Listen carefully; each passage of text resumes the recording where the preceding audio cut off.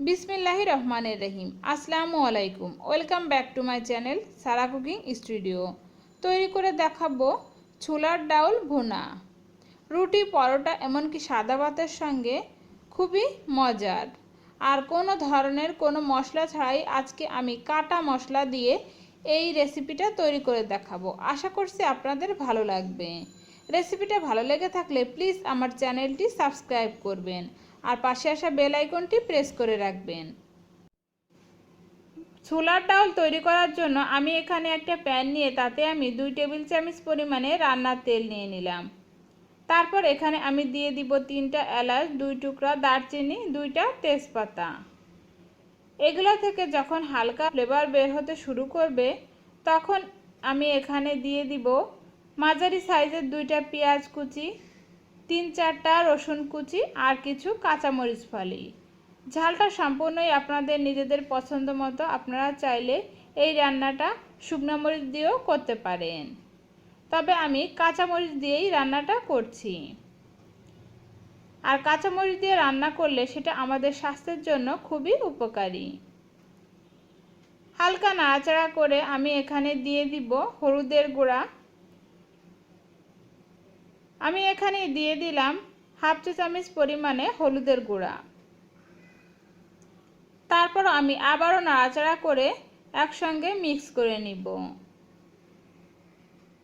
এই পর্যায়ে আমি দিয়ে দিব ছোলার ডাউল।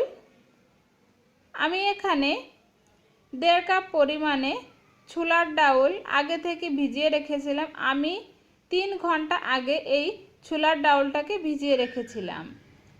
তারপর এটাকে আমি খুব ভালোভাবে ধুয়ে এখানে অ্যাড করে দিলাম।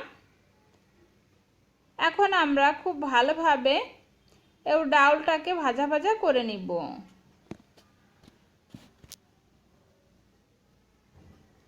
ডাউলটাকে খুব ভালোভাবে ভাজা ভাজা করে নিতে হবে। আর এখানে আমি খুবই সামান্য পরিমাণে শুকনো মরিচের গুঁড়া অ্যাড করে দিলাম সুন্দর কালার আসার জন্য, তবে আপনারা চাইলে এটাকে বাদ দিতে পারেন। তারপর আমি আবারও খুব ভালোভাবে নাড়াচাড়া করে এই ডাউলটাকে একদমই ভাজা ভাজা করে নিব। আর এই পর্যায়ে চুলার জালটা থাকবে মিডিয়ামে।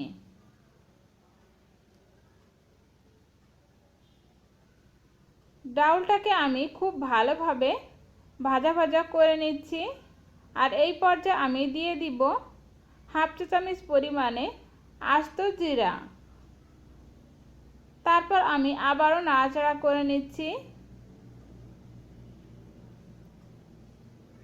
এভাবে করে আমি মিডিয়াম আঁচে 4-5 মিনিট ডাউলটাকে খুব ভালোভাবে ভেজে নিব।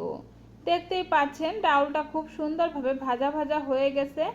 এই পর্যায়ে আমি দিয়ে দিব পরিমাণ মতো পানি। আমি এখানে গরম পানি নিয়েছি। আর গরম পানি দিলে ডাউলটা খুব তাড়াতাড়ি সিদ্ধ হয়ে যাবে। আপনারা চেষ্টা করবেন গরম পানি দেওয়ার জন্য, তাহলে ডাউলটা খুব দ্রুতই সিদ্ধ হয়ে যাবে। খুব বেশি পানি দেওয়ার প্রয়োজন নেই। এই ডাউলটা সিদ্ধ হতে যতটা পানির প্রয়োজন ঠিক ততটা পানি দিয়ে দিবেন। তারপর এটাকে আমি ঢাকা দিয়ে মিডিয়াম টু লো আঁচে এটাকে রান্না করে নিব। ফিরে এলাম প্রায় 20 মিনিট পরে। ঢাকনাটা তুলে এখন আমি দেখে নিব ডাউলের কি অবস্থা। পানিটা অনেকটাই কমে গিয়েছে আর ডাউলটা দেখতে আস্ত মনে হচ্ছে। আমি একটু হাত দিয়ে এটাকে চেপে দেখব যে ডাউলটা আসলে সিদ্ধ হয়েছে কিনা। দেখুন ডাউলটা খুবই সুন্দরভাবে সিদ্ধ হয়ে গেছে। একদম পারফেক্টভাবে ডাউলটা সিদ্ধ হয়ে গেছে। দেখতে আস্ত মনে হচ্ছে, কিন্তু হাত দিয়ে এভাবে করে একটু চাপ দিলেই ডাউলটা একদমই গলে যাচ্ছে। নাড়াচাড়া করে মিক্স করে নিলাম। আর এই পর্যায়ে আমি দিয়ে দিব স্বাদমতো লবণ। লবণটা অবশ্যই আপনারা আপনাদের টেস্ট অনুসারে দিয়ে দিবেন।